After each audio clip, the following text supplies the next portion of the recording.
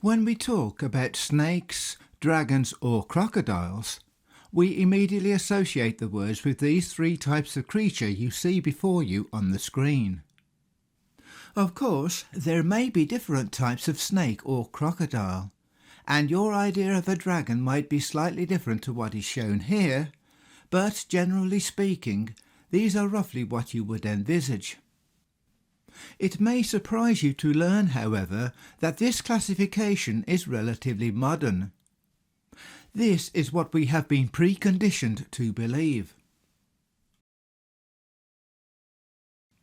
In ancient Greek, the word crocodilus means any reptilian or lizard-like creature, and this word would equally apply to those animals we today call dinosaurs. The Greek word drakontos, from which we get the word dragon, likewise means any reptilian creature.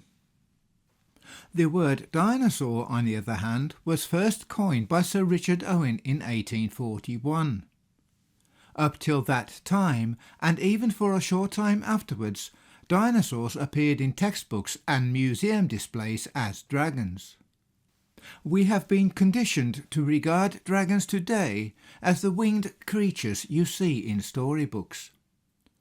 Unfortunately, this picture is completely misleading. This beast you now see displayed on the screen is called Leviathan in the Bible, this being how the name is pronounced in the Hebrew. You may be more familiar with the widely accepted pronunciation of Leviathan. Believe it or not, the Bible calls this creature a snake. The Hebrew word nachash means snake, though the authorized version translates it as serpent. Again, when we think of serpents, we automatically imagine snakes.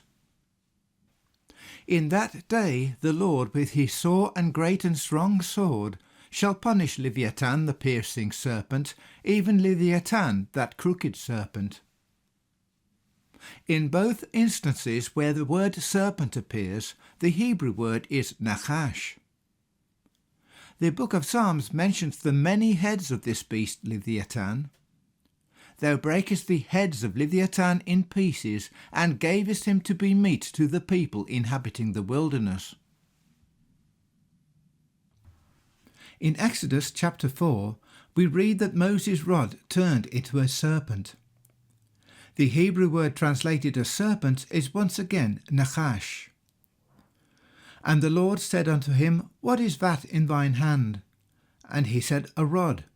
And he said, Cast it on the ground.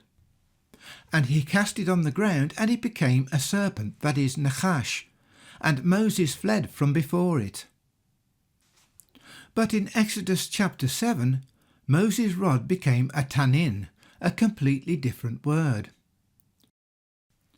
The magician's rods likewise turned into tanins, or more correctly taninim, this being the Hebrew plural of tanin.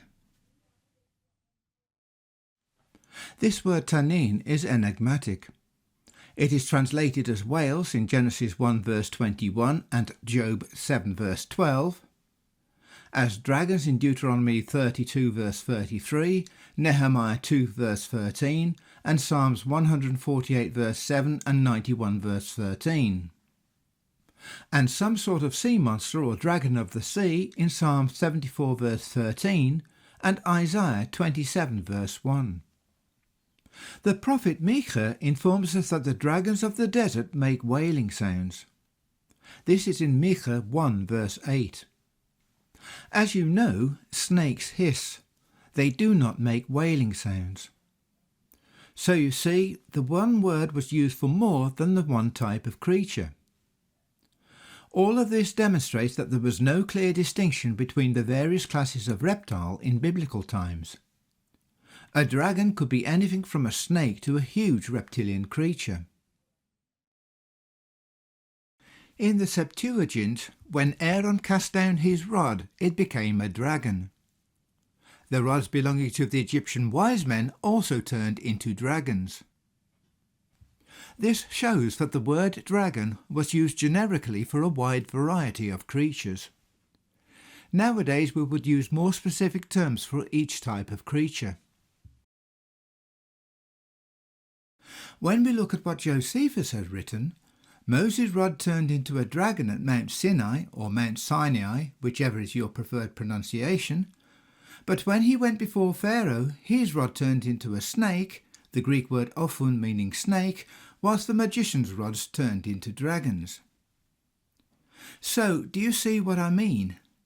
It's no good applying our modern understanding of words to these ancient records because over the years the meanings have changed. The words dragon and snake were therefore used interchangeably by Josephus.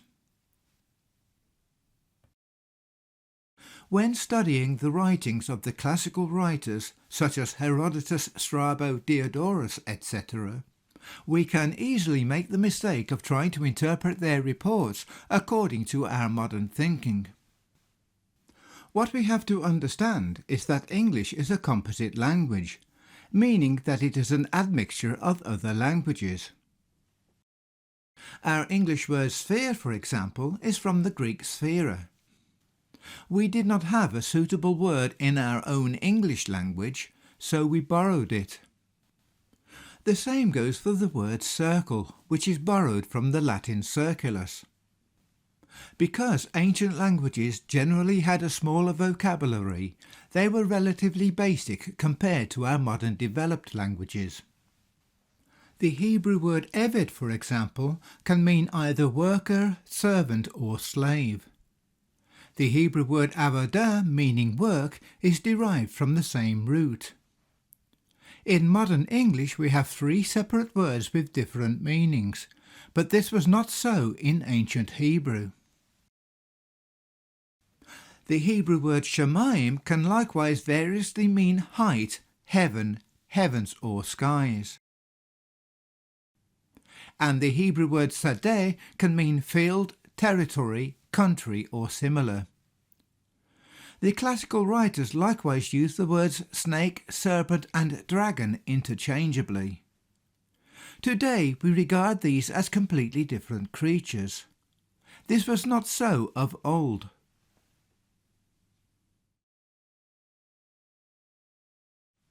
Of course, there are exceptions. For example, did you know that in the Egyptian language there were numerous different words for crocodile? Despite 19 different names being recorded by Sir Ernest Alfred Wallace Budge, many of those are just phonetic variations. At and atu, for example, are the same word, as are afa and afaf, the latter more likely to be pronounced afa. And then chunt and chunta. The same goes for Masach, Mesech, Mesech and Meshchu, and also Seshtu and Shet. Nevertheless, you are still talking in the region of 9 to 10 different names for a crocodile. Do you think that the Egyptians would have this many names for the one creature? Do you not think that it would be much more likely that there were a number of different types of crocodile? The Greek writer Herodotus informs us, "But in the nomads' country, that is in Libya, there are foxes, hyenas, porcupines, wild rams, the dictys, which incidentally is an unknown Libyan animal, jackals, panthers, the boris, and land crocodiles 60 inches long, that is about 5 feet or 1.5 meters, very like lizards." Notice that these land crocodiles were very like lizards. In distinguishing the land crocodile from an ordinary crocodile, the Latin writer Pliny informs us that the other kind of crocodile resembles it, but is much inferior in size. It lives upon land only, and among the most odoriferous flowers. Hence it is that its intestines are so greatly in request, being filled as they are with a mass of agreeable perfumes. This substance is called crocodilia, and it is looked upon as extremely beneficial for diseases of the eyes and for the treatment of films and cataract, being applied with leek juice in the form of an ointment. This land crocodile, which these writers consider to be a crocodile rather than a lizard, is portrayed in the Palestrina mosaic in Italy. This is what it looked like. Is this what you expected? See what I mean? We should not be using modern interpretations to try and understand what the classical writers are describing.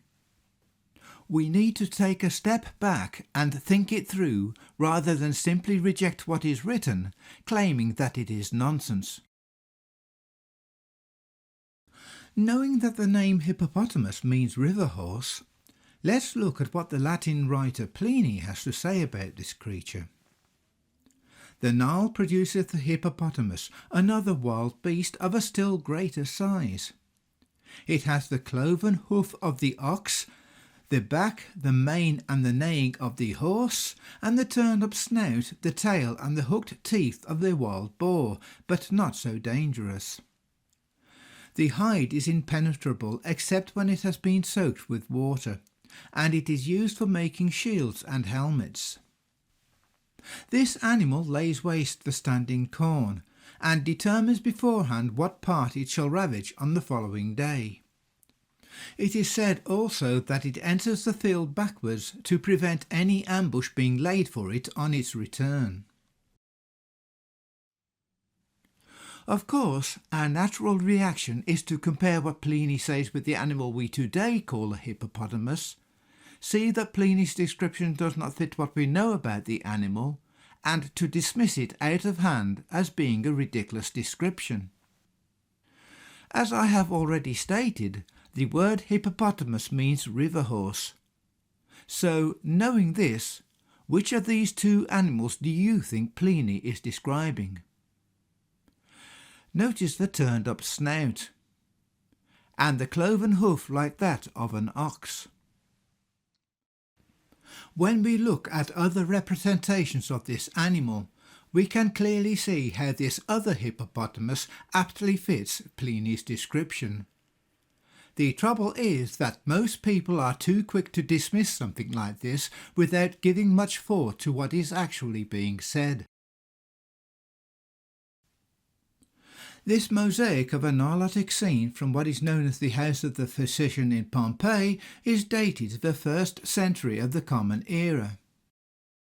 The two crocodiles, which you can see to the right and left of the picture, according to the experts, are just representations of ordinary crocodiles. Apart from the difference in size, let us look carefully at the one on the right of the picture with a man sitting on its back. It looks remarkably like this creature has a dorsal sail running down its back. Does this look like a crocodile as we know it? Now pay particular attention to the creature in the river which is attacking the boat. It has already killed at least one man and is in the process of devouring another. Notice the long snout and ferocious teeth. This is not a hippopotamus as we know it. This is the animal we were looking at a moment ago, an animal which has been called an entelodont by palaeontologists and which is also known as a dinosaur or terrible pig. It supposedly became extinct around 5 million years ago.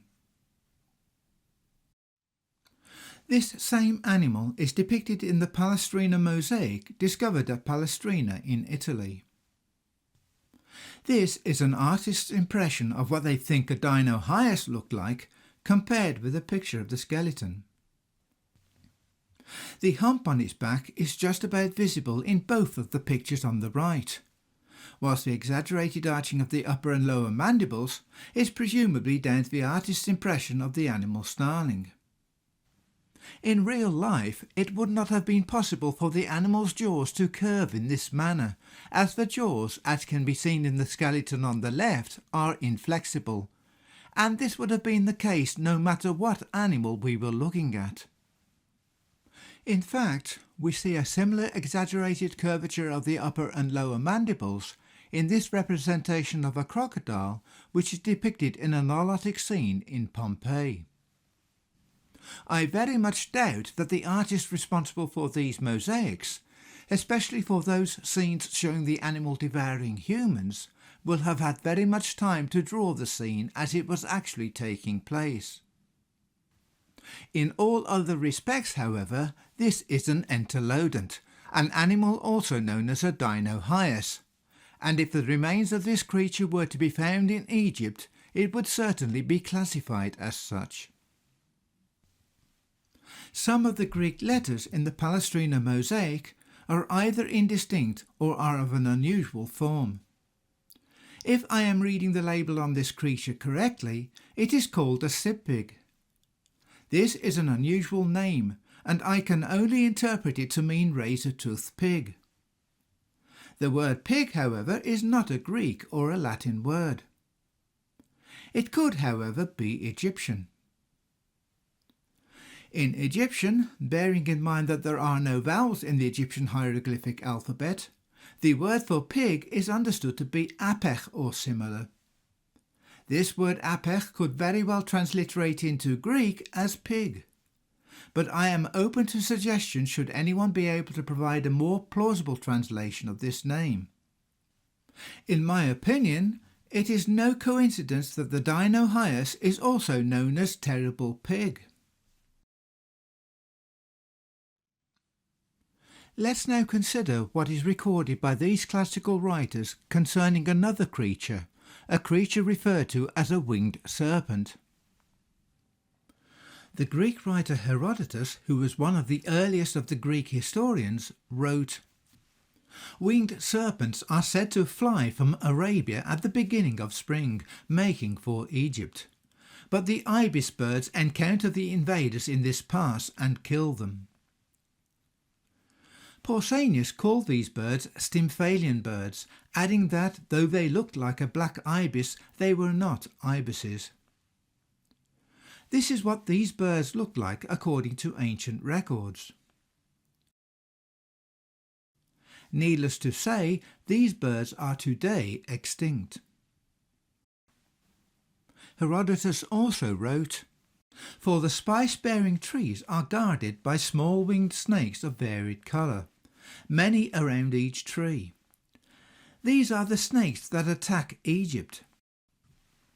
The Greek word poikoloi, which is here translated as varied colour, has been interpreted by some translators as meaning that they were multicoloured, but this is imposing an interpretation on the original text. Herodotus was merely trying to convey the fact that they varied in the colour of their skins. This is in the same way that some snakes and other reptiles today can display variations in colour from red to yellow to orange to black. By contrast, both Diodorus and Strabo confidently inform us that they were dark red in colour. Both writers tell us that they were highly venomous. As Diodorus put it, their bite altogether incurable. They were a span in length, that is around 7.5 inches or 19 centimetres. I have heard some creationists, on the basis of a description provided by Herodotus, claim that he is describing a Rhamphorhynchus, a creature which is around 8 times larger than the creature being described here.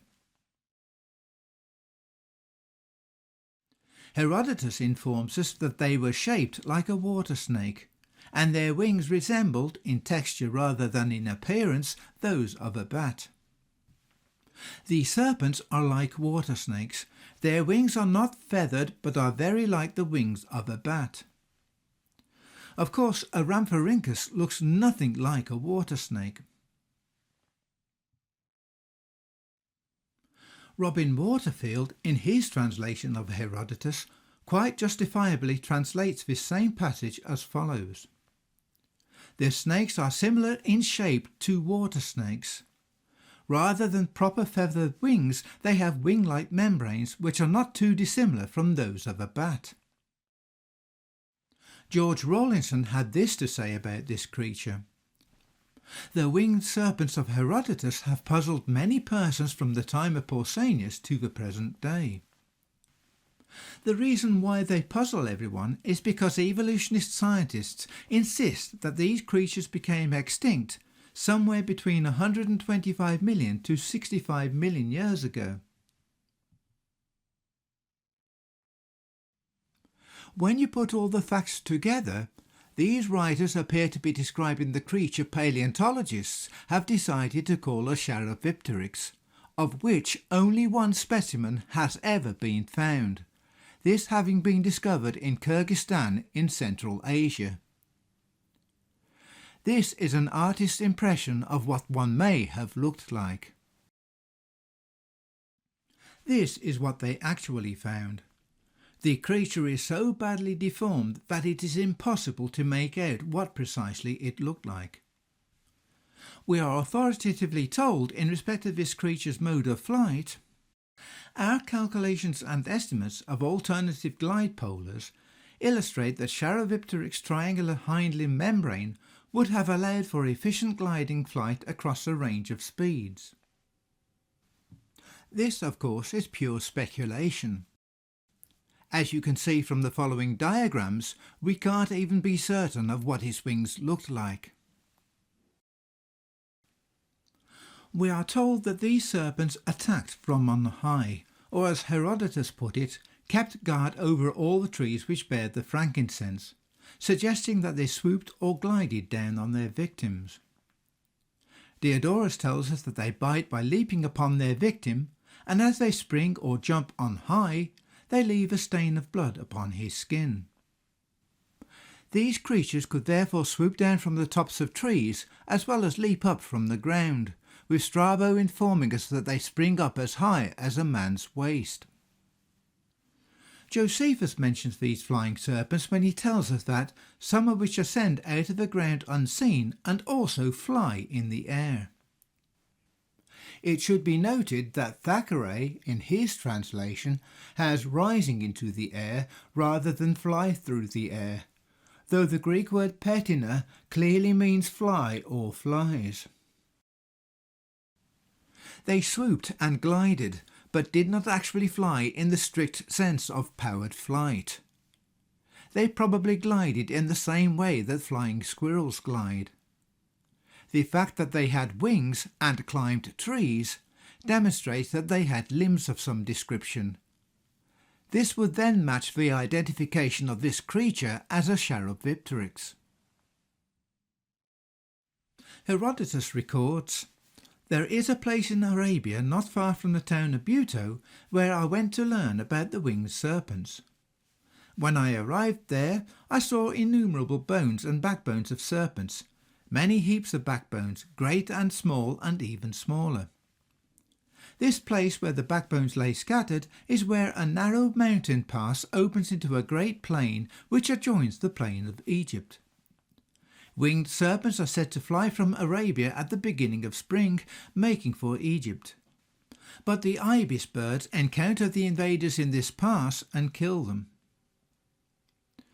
As stated earlier, these ibises were known to other Greek writers as stymphalian birds. These flying lizards which these writers are describing were tree-dwelling creatures, so they must have travelled to some forested area in Egypt. It must therefore have been the flying lizard which Pliny called a jaculus, and which he described in the following words. "The jaculus darts from the branches of trees, and it is not only to our feet that the serpent is formidable, for these fly through the air even, just as though they were hurled from an engine." By engine, Pliny means a type of sling or catapult for firing rocks, such as a trebuchet. Note once again how Pliny says that they could dart from the branches of trees as well as leaping up from the ground. Even the name jaculus, from which we get the word ejaculated, shows that we are talking about something which was able to spring up from the ground or to shoot out of the trees quickly and suddenly without warning. Harry Rackham, in his translation of this passage from Pliny, even uses the word catapult. The Latin writer Lucan describes the jaculus in the following words. "Behold, a fierce serpent called by Africa Jaculus, aimed and hurled itself at Paulus from a barren tree far off. Piercing the head and passing through the temples, it escaped. Poison played no part there. Death, simultaneous with the wound, snatched him away. Men discovered then how slow was the flight of the bullet from the sling, and how sluggish the whiz of the Scythian arrow through the air. Although this story is clearly exaggerated for dramatic effect, it nonetheless shows that these creatures must have been very agile and able to shoot through the air at speed. These serpents kept guard over the frankincense trees in great numbers, and in order to gather the frankincense, the inhabitants of the land had to first burn storax to raise smoke to drive off these creatures. Every spring they would migrate in huge numbers from Saudi Arabia to Egypt. These creatures are the fiery flying serpents mentioned by the prophet Isaiah in connection with Egypt. The burden of the beasts of the south into the land of trouble and anguish, from whence come the young and old lion, the viper and fiery flying serpent. Seraph Ma'afef, which is translated as fiery flying serpent, simply means flying serpent. The Jewish sages clearly considered these creatures to be deadly. By fiery they mean that they were highly venomous. We are told that these creatures came from southern Saudi Arabia. They could glide rather than fly. To get to Egypt, they would therefore have had to travel through southern Judea. This reinforces the identification of these creatures as the fiery flying serpents of Isaiah. Strabo also mentions other flying lizards with wings like bats, which were 2 cubits in length, that is around 3 feet or 92 centimetres, which were to be found in India in his day. The urine from these flying lizards was known to putrefy the flesh if it landed on the skin. Judging by the size given, Strabo could well be describing a Rhamphorhynchus, a flying creature which supposedly became extinct around 145 million years ago. The Rhamphorhynchus was around 4 feet long, which equates to just over 2.5 cubits. Strabo, however, would not have used fractions of a cubit. Whilst this description is too vague to state with certainty that this is what he is describing, I cannot see what other creature would fit which would have been of this size. So, we have creatures being described by a number of the classical writers which are clearly flying lizards. Paleontologists tell us that creatures such as this became extinct with the dinosaurs, though they cannot agree on whether this was 65 million years ago or earlier still. It has been assumed that the Charopteryx, which was about the same size as these flying lizards we have been discussing, which migrated to Egypt each year, became extinct around 225 million years ago. So what do you think? Do you think that the paleontologists are correct? Let's consider yet another supposedly enigmatic creature, this time from the Venetian explorer Marco Polo, who remarked on some awesome creatures which existed in his day in the Yunnan province of China, this being around 1271 to 1295 AD. It should be stressed that this was miles inland, miles from the nearest sea. So he is not talking about saltwater crocodiles, which is the only type of crocodile which would be anywhere near the size of the creature he is describing. Here are seen huge serpents 10 paces in length and 10 spans in the girth of the body. At the forepart, near the head, they have 2 short legs, having 3 claws like those of a tiger, with eyes larger than a 4-penny loaf and very glaring. The jaws are wide enough to swallow a man. The teeth are large and sharp, and their whole appearance is so formidable that neither man nor any kind of animal can approach them without terror. Others are met with of a smaller size, being 8, 6 or 5 paces long. In the daytime, by reason of the great heat, they lurk in caverns, from whence at night they issue to seek their food. And whatever beast they meet with and can lay hold of, whether tiger, wolf or any other, they devour, after which they drag themselves towards some lake, spring of water or river in order to drink. The comment made by this translator, being John Masefield, is that this distorted account of the alligator or crocodile is less creditable to our author's fidelity than any other of his natural history descriptions, although generally more or less defective. But is it a distorted account of a crocodile? Let's look at the facts and be careful not to base our interpretations on false assumptions. It has been assumed that this is some ridiculous description of a crocodile. But, first and foremost, crocodiles do not have 3 claws like those of a tiger. They do not hide in caverns, and crocodiles can often be observed basking in sunshine.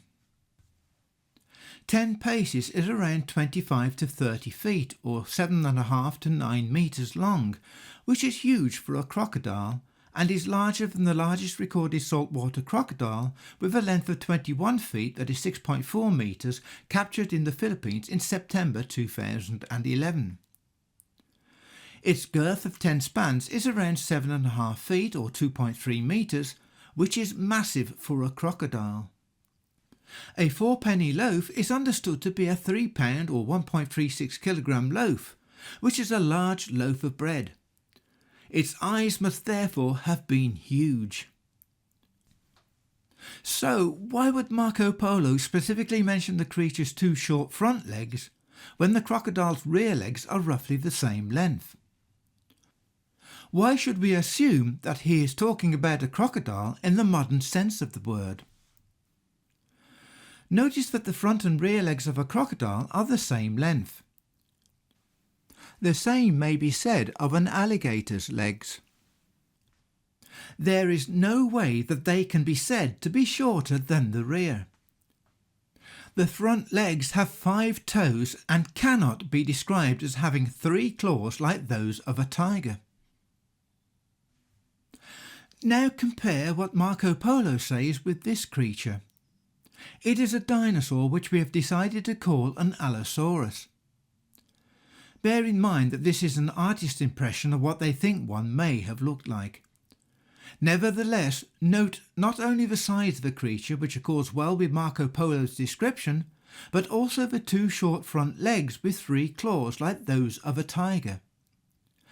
Remember that the names Dinosaur and Allosaurus are both modern names for this creature. To the ancient world, it would be a type of crocodile. It even looks a bit like a bipedal crocodile. Marco Polo's reports are otherwise reasonably reliable, so why should we dismiss this report as being some ludicrous description of a crocodile? Strabo records, "Of the plains, the first reckoning from the sea is called Macros and Macropedium. Here Posidonius says there was seen a serpent, that is a dragon, lying dead, which was nearly a plethorum, that is 101 feet or 31 metres in length, and of such a bulk and thickness that men on horseback standing on each side of its body could not see one another. The jaws when opened could take in a man on horseback, and the scales of the skin were larger than a shield." Now the Greek words translated as scales of the skin is pholidos lepideur. According to the Greek dictionary, pholidos, which is derived from the root word pholis, can mean horny scales of reptiles, and could well be referring to dorsal plates. Strangely enough, the word lepidin means small scales. So why is the word lepidin, which is here translated as skin, used with Philostratus? Why lepidin instead of derma, the usual word for skin? The use of these two words together is unusual, and is hard to explain using conventional explanations. Strabo seems here to be talking about horny scales on top of ordinary scales. Could this then be describing a Phylliophora to which family a Stegosaurus belongs? Think about it. If Strabo wanted to describe dorsal plates, would he have used any different combination of words? Bear in mind that the expression dorsal plates is relatively modern terminology, which was invented to describe the plates on the back of a Stegosaurus. The word dorsal is from the Latin dorsum, simply meaning the back. This information, when read correctly, accords with what we know about the Stegosaurus armatus. When Strabo talks about the creature's jaws when opened being able to take in a man on horseback, we would perhaps today use the expression that they were wide enough to remove a man from his horse. It most certainly does not mean that the animal could swallow both man and horse, which could be inferred by the translation given. Strabo also recorded the following concerning yet another creature. Above this country, that is of the river Indus in India, among the mountains, is the territory of Abysarus, who, as the ambassadors that came from him reported, kept two serpents, one of 80 cubits, that is 120 feet or 37 metres, and the other, according to Secretus, of 140 cubits, that is 210 feet or 64 metres in length. This writer may as well be called the master fabulist as the master pilot of Alexander, for all those who accompanied Alexander preferred the marvellous to the true. But this writer seems to have surpassed all in his description of prodigies. Some things, however, he relates which are probable and worthy of record, and will not be passed over in silence even by one who does not believe their correctness. Other writers also mention the hunting of serpents in the Amodi Mountains and the keeping and feeding of them in caves.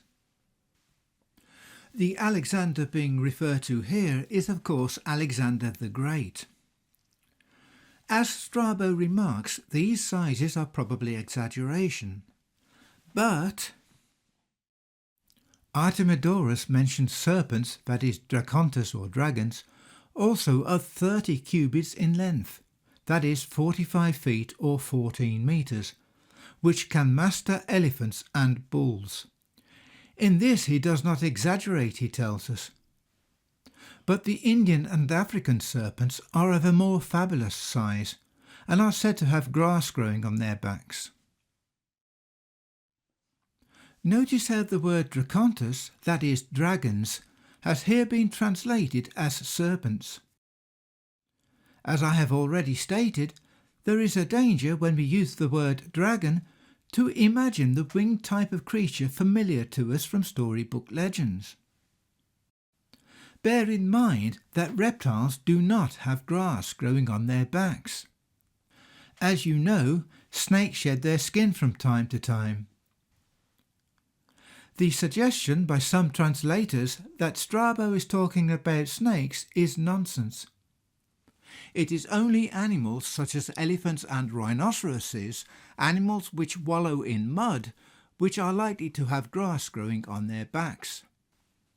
It is obvious, however, that Strabo is describing neither of these.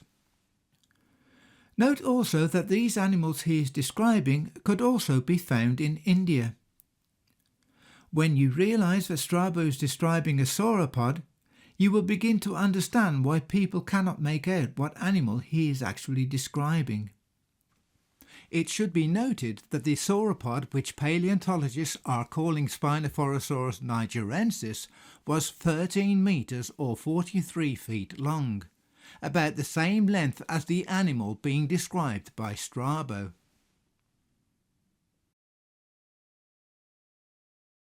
Elianus tells us, "The land of Ethiopia is the mother of the very largest dragons, for you must know they attain to a length of 180 feet, that is 55 metres, and they are not called by the name of any species, but people say that they kill elephants, and these dragons rival the longest lived animals." Quoting the words of another Greek writer, this time Pausanias, "But the big dragons that grow to more than 30 cubits, that is 45 feet or 14 metres, such as are found in India and in Libya, are said by the Epidaurians not to be snakes, but some other kind of creature." So, if they are not snakes, and they are not called by the name of any species, what sort of creature do you think these people were describing? Pliny records, "Africa produces elephants beyond the deserts of the Syrtis and in Mauritania. They are found also in the countries of the Ethiopians and the Troglodytae, as mentioned above. But it is India that produces the largest as well as the dragon, which is perpetually at war with the elephant, and is itself of so enormous a size as easily to envelop the elephants with its folds and encircle them in its coils. The contest is equally fatal to both. The elephant vanquished falls to the earth, and by its weight crushes the dragon which is entwined around it."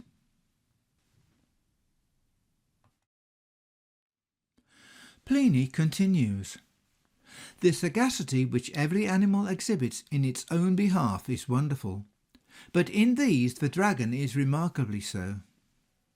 The dragon has much difficulty in climbing up to so great a height, and therefore, watching the road which bears marks of their footsteps when going to feed, it darts down upon them from a lofty tree. The elephant knows that it is quite unable to struggle against the folds of the serpent, and so seeks for trees or rocks against which to rub itself. The dragon is on its guard against this, and tries to prevent it by first of all confining the legs of the elephant with the folds of its tail, while the elephant, on the other hand, endeavours to disengage itself with its trunk. The dragon, however, thrusts his head into its nostrils, and thus at the same moment stops the breath and wounds the most tender parts. When it is met unexpectedly, the dragon raises itself up, faces its opponent, and flies more especially at the eyes. This is the reason why elephants are so often found blind and worn to a skeleton with hunger and misery. Do snakes hold their prey by their legs with the folds of their tails? Bear in mind that if these are not snakes, then Pliny could well be talking about the long tails of creatures we today call sauropods. Pliny also adds, "The dragons, it is said, are of such vast size that they can swallow the whole of the blood. Consequently, the elephant, being thus drained of its blood, falls to the earth exhausted, whilst the dragon, intoxicated with the draught, is crushed beneath it, and so shares its fate." The Greek writer Diodorus enlighteningly informs us, "Thereupon the serpents, that is dragons, gather and devour the flesh of the fallen elephant, overcoming the beast with ease, because it moves only with difficulty.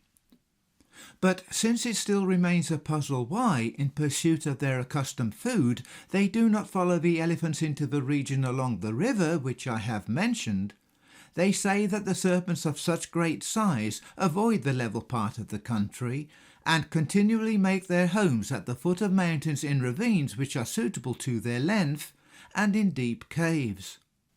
Consequently, they never leave the regions which are suitable to them and to which they are accustomed, nature herself being the instructor of all the animals in such matters." The Greek word athrisomenai, here translated as gather, means gather or crowd together, collect round, or similar. Bear in mind that snakes crush and swallow their prey whole. you do not get snakes gathering together to devour their prey. Note also that snakes do not dwell in deep caves or ravines. As Pausanias says, these animals were not snakes. It should be clarified that these classical writers rarely mention the feet of the animals they are describing. They only do so if they are worthy of mention.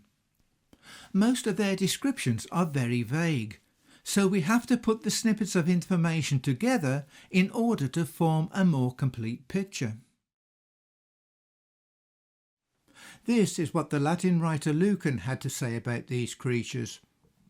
Dragons also glittering with the sheen of gold, though worshipped in all other countries as harmless and divine, are made deadly by the heat of Africa.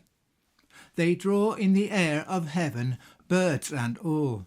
Pursuing whole herds, they coil round mighty bulls and slay them with blows from their tail. Nor is the elephant saved by his bulk. All things they consign to destruction, and need no poison to inflict death. The Latin word verbere, which is translated as blows, means to lash or to whip. Notice that they glittered with the sheen of gold, and were venerated by many nations. They draw in the air of heaven birds and all, meaning that they were able to raise their heads high in the air. How many snakes do we know of such magnificent size which are able to raise their heads high in the air? This is not describing snakes. John Bostock and Henry Riley, in their translation of Pliny's work, have translated the following passage as follows. Ethiopia produces dragons, not so large as those of India, but still 20 cubits, that is 30 feet or 9 meters in length. The only thing that surprises me is how Juba came to believe that they have crests. And we are told that on those coasts 4 or 5 of them are found twisted and interlaced together like so many osiers in a hurdle, and thus setting sail with their heads erect, they are borne along upon the waves to find better sources of nourishment in Arabia. Harry Rackham, in his translation, has assumed that it is the elephants which are 20 cubits tall, 20 cubits being equivalent to 30 feet. Ethiopia produces elephants that rival those of India, being 30 feet high, he wrote. So, which translation do you think is correct? Any translation is only as good as the understanding of the person translating. Have you ever seen a 30-foot tall elephant? 30 feet is equivalent to 9 meters. That's about 5 times the height of an ordinary adult person. Unfortunately, the Latin is not very clear as to whether the writer is referring to the length or the height of the creature. Of course, as most people seem to think that the writer is talking about snakes when describing these dragons, they cannot envisage snakes being 30 feet, that is 9 meters tall, so they have to change what is written to meet their expectations. If those dragons were sauropods, however, then they could well have stood 30 feet or 9 meters tall. If you can recall, Strabo reported that these creatures could reach lengths of 210 feet or 64 meters. So a length of 30 feet, that is 9 meters, is relatively small by comparison. It is much more likely then that the writer is referring to the height of the creature rather than its length. I would stress that neither elephants nor snakes are known to migrate or travel across a large expanse of water, in this case the Red Sea, in the way being described. The only thing that surprises me is how Juba came to believe that they have crests, Pliny informs us. It is a known fact that many dinosaurs had crests on their heads, precisely as argued by Juba. Aelianus further informs us that there are dragons in Phrygia too, and these grow to a length of 60 feet, that is 18 meters, and every day in midsummer, sometime after noon, they creep out of their lairs, the Greek word pholion meaning hole, den or cave, and on the banks of the river Indicus, while supporting part of their coils on the ground, they raise all the rest of their body, and steadily and silently extending their neck, open their mouth and attract birds by their breath as if it were by a spell. They can only raise up the rest of their body if they had legs. They would stand erect on their rear legs. We even now know that sauropods could stand erect on their rear legs, but because evolution has taken such a firm grip in academia, most people will not even consider the possibility that these writers are describing sauropods. Quoting the words of Pliny, Megasthenes informs us that in India, serpents grow to such an immense size as to swallow stags and bulls, while Metrodorus says that about the river Indicus in Pontus, they seize and swallow the birds that are flying above them, however high and however rapid their flight. They draw in the air of heaven, birds and all, Lucan informs us. The suggestion that these writers are describing snakes is laughable. We actually have representations of sauropods in archaeological finds, such as this cylinder seal from Uruk in Mesopotamia, and this Narmer pallet from Egypt and dated to the early dynastic period. According to Egyptian convention, the pharaoh, who is lord over his people, is depicted as being taller than his subjects. Notice then how these two men are floating in the air. This is because the animals being depicted are significantly taller, but being their masters, they cannot be portrayed as being smaller than their pets, which is effectively what these sauropods have become. Those who argue that these are stylized representations of lionesses simply do not know what they are talking about. Notice that the ox in the bottom of the scene is clearly an ox. So why would the Egyptians depict an ox as an animal which is clearly identifiable as an ox, yet show lionesses in a stylized form? This is the sort of contrived excuse people are using to avoid the blatantly obvious conclusion that these are juvenile sauropods. Pay particular attention to the thick stocky legs, and compare these with the skeleton of the sauropod we discussed earlier, and which paleontologists have decided to call the Spinophorosaurus nigerensis. Notice that the top of the tibia on the rear legs is wide. Compare this with those of the creatures in the Uruk cylinder seal. You can see that the legs of the juvenile sauropods in the Narmer palette are a lot more slender. As these animals matured, their leg bones would have had to become thicker and stronger to support their massive accumulated body weight. These images give us some idea of what sauropods actually looked like, as opposed to what paleontologists assumed they looked like. I should perhaps point out that the paleontologists did not find the front legs of Spinophorus nigerensis, which is why they are shown in grey here. They likewise did not find the toes of the rear leg, which is why they are also shown in grey. They have assumed that the front legs were the same as the rear, yet the actual representations in the Narmer palette and the Uruk cylinder show that they were different, and this difference in bone structure is to be expected no matter what animal we were looking at. When you put all the facts together, there is no doubt that these sauropods were coexisting with humans. Now listen to the report by Flavius Philostratus, which is worth quoting in full as this provides us with some important information. The whole of India is girt with dragons of enormous size, for not only the marshes are full of them, but the mountains as well, and there is not a single ridge without one. Now the marsh kind are sluggish in their habits, and are 30 cubits, that is 45 feet long, and they have no crest standing up on their heads. but in this respect resemble the she-dragons. 30 cubits long, that is 45 feet or 14 metres. These are the same creatures that Pliny, Diodorus, Strabo and Aelianus are referring to in the passages we have already quoted. Bear in mind that Spinosaurus nigerensis was only slightly shorter at 43 feet long, that is 13 metres. Their backs, however, are very black, with fewer scales on them than the other kinds.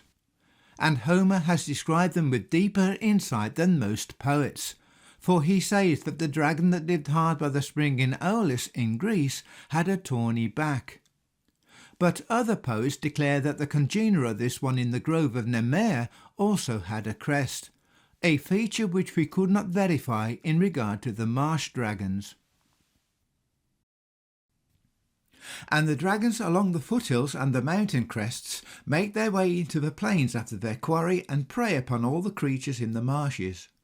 For indeed they reach an extreme length and move faster than the swiftest rivers, so that nothing escapes them. Note that they were able to travel at great speed. This statement will become relevant in a moment.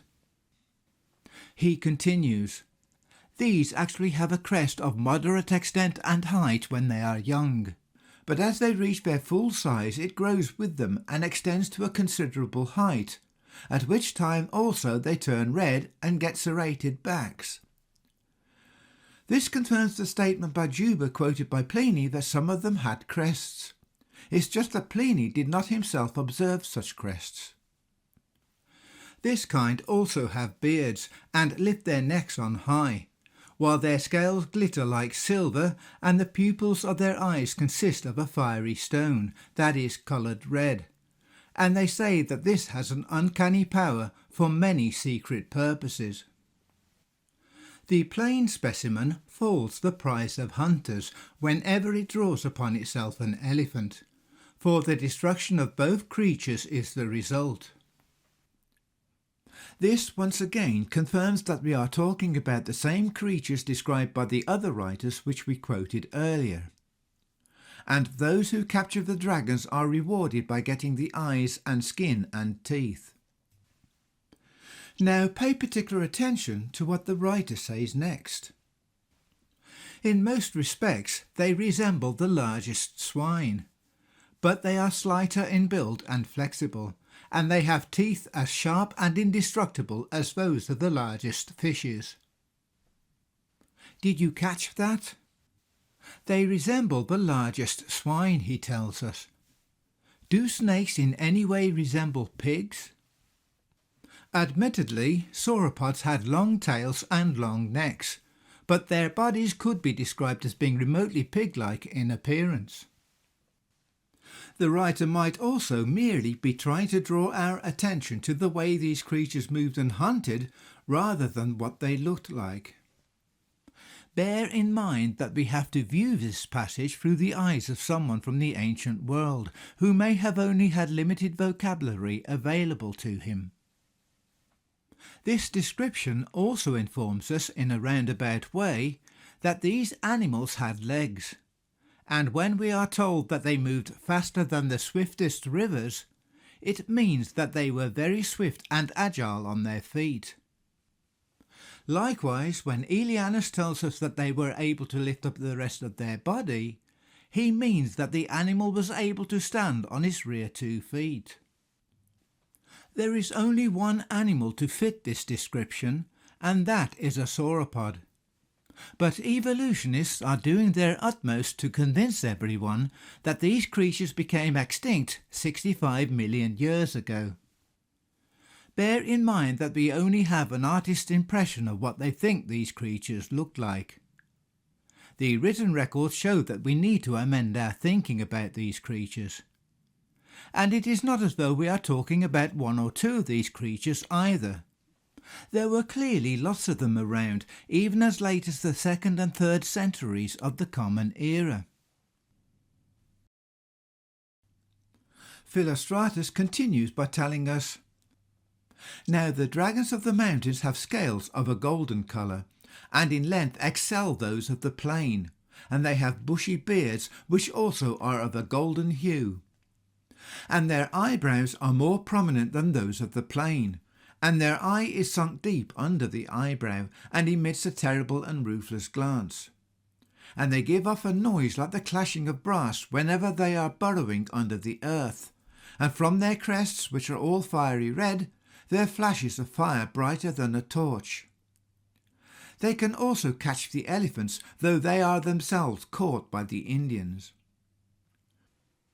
Notice that there is no mention of these animals having wings.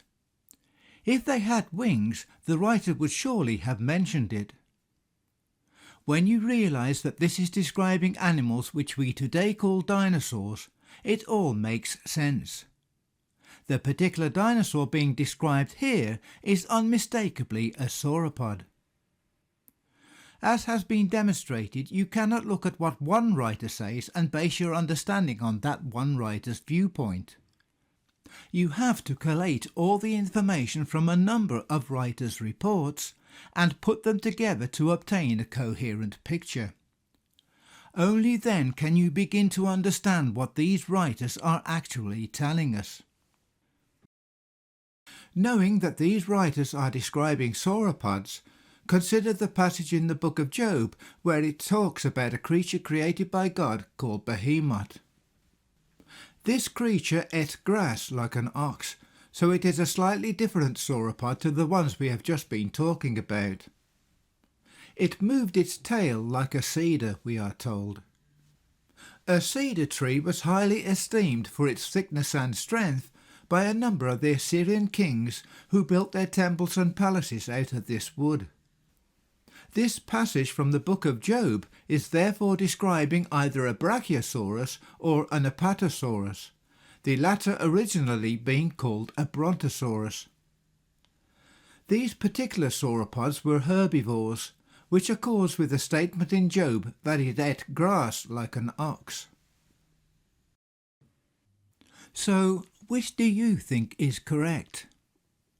These writers are clearly describing sauropods. What else could they be describing? But evolutionist scientists want us to believe that they became extinct along with other dinosaurs around 65 million years ago. Do you think they are correct?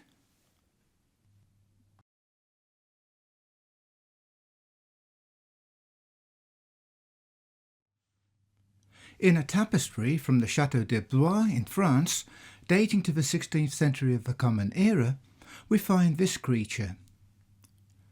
Note that Junior here, hidden in the undergrowth to the right of the picture, is unmistakably a dinosaur which paleontologists have decided to call a Maiasaurus. The bigger dinosaur is clearly the mother. Notice her snout, which looks very much like a duck's bill. This is a distinguishing feature of a hadrosaur. We even see a giant millipede, which evolutionists are calling an arthroplura, depicted in the Palestrina mosaic in Italy. These creatures were still extant till relatively recent times. In the May 2018 edition of Human Nature, Mark Steichel and Dave Thaler announced that they had tested around 5 million DNA barcodes from 100,000 animal species, and that animals and humans appeared on this planet at the same time. They write, "The tight clustering of barcodes within species and unfilled sequence space among them are key facts of animal life that evolutionary theory must explain."